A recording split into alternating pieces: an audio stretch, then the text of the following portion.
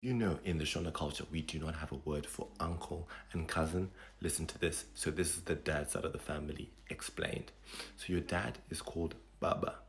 Your grandfather is called Sekuru. Your grandmother is called Ambuya.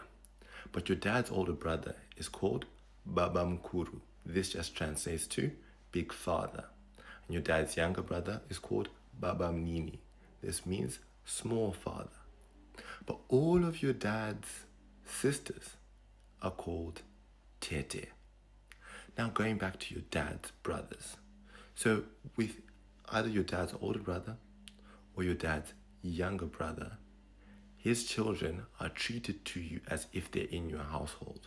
So if you had an older brother, i.e. your older cousin, your dad's brother's son, you would call him Mukoma. If you had a younger brother, assuming you're a male, this is the same word you would call your dad's brother's son who's younger than you, Muningina. But for your dad's brother's girl children, you call them Hanjati. This just means opposite sex to yourself. So if I was a man, my sister, I would call her Hanjati.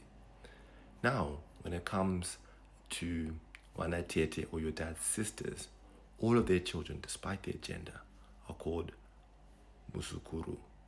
This directly translates to grandchild. So they would call you, if you're a man, Sekuru, and if you're a woman, Ambuya. I know, really confusing, but I hope this makes a little bit of sense, and hopefully the next time you see family members, you know exactly what to call them.